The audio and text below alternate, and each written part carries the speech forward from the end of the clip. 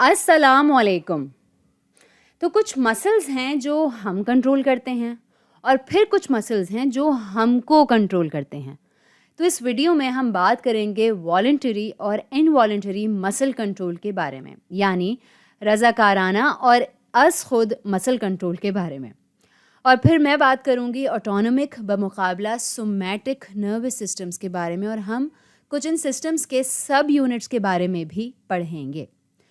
تو تصور کریں ایک آدمی جیسے یہ یہاں پر.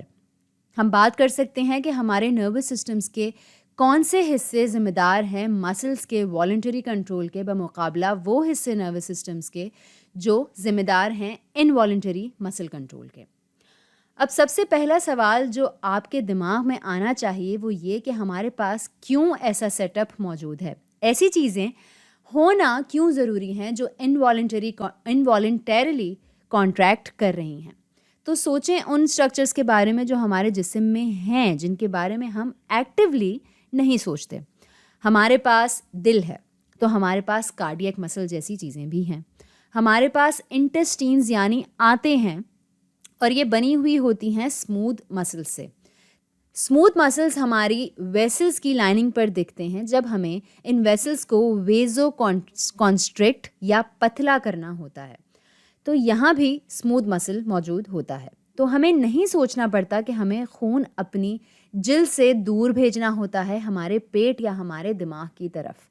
ہمارا جسم یہ ہمارے لیے خود سے کرنے کے قابل ہوتا ہے، اور یہ وہ مسل ہے جو کنٹرول کیا جاتا ہے انوالنٹریلی. اب اس کی دوسری جانب کیا ہوتا ہے والنٹری کنٹرول کے لیے؟ کن 3 طرح کے مسلز آپ کو لگتا ہے آتے ہیں والنٹری کنٹرول میں؟ تو اگر آپ نے اسکیلیٹل مسلز کہا ہو تو آپ ہوں گے بالکل ٹھیک. تو اس طرح ہم اس کو تقسیم کرتے ہیں. اب ہمارے نروس سسٹم کے کون سے حصے ہیں جو ہم استعمال کرتے ہیں والنٹری بمقابلہ انوالنٹری کنٹرول کے لیے؟ تو یہاں پر ہم نے بنایا یہ آدمی، اور یہ اس کا دماغ جو ہے نیچے جاتا ہے اسپائنل کارڈ تک. اس پورے ایریا کو کہتے ہیں کارٹیکس، یا کہہ لیں سیریبرل کارٹیکس، اور یہ حصہ ہوتا ہے والنٹری مسل کنٹرول. اور اس کے ساتھ ساتھ ہمارے پاس ہے ایک چیز جس کو کہتے ہیں کارڈ، یعنی اسپائنل کارڈ، اور یہ بھی حصہ ہوگا مسلس کے والنٹری کنٹرول کا. اور ایک جو طریقہ ہے جس سے میں یہ یاد رکھنا پسند کرتی ہوں وہ یہ ہے کہ کوئی بھی ایسی چیز جس کو میں کنٹرول کرتی ہوں، اگر وہ میں ہوں اور میں کنٹرول کر رہی ہوں مسل فنکشن کو، تو یا تو میں اپنا کارٹیکس استعمال کروں گی یا پھر اپنی کارڈ. تو اگر اس کو میں کنٹرول کرتی ہوں یا پھر یہ والنٹری ہے تو پھر یہ کارٹیکس یا اسپائنل کارڈ کام آئیں گی.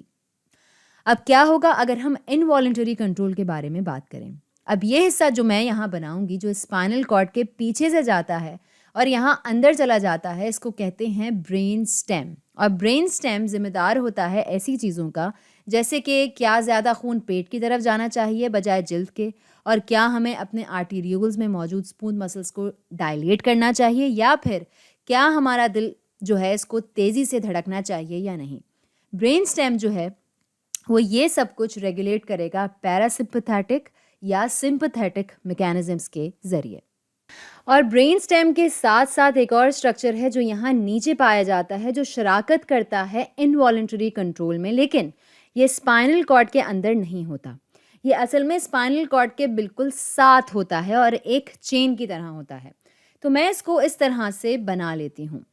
ایک نیورونل ٹیشو جس کے ساتھ ہیں سیل باڈیز جو ہمارے سینٹرل نروس سسٹم کے باہر بیٹھتی ہیں ایک چین کی شکل میں، اور اس کو کہتے ہیں سمپتھیٹک گینگلیا.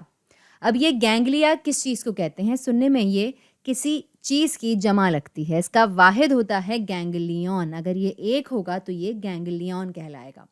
تو گینگلیون ایک سیل باڈی ہے یا ایک سوما ہے نیورون کا جو دماغ اور اسپائنل کارڈ کے باہر پایا جاتا ہے، اور زیادہ تر یہ گینگلیا پائے جاتے ہیں اسپائنل کارڈ کے ساتھ. تو یہ ایک اہم نقطہ ہے، سمپتھیٹک گینگلیا پایا جاتا ہے اسپائنل کارڈ کے بالکل ساتھ.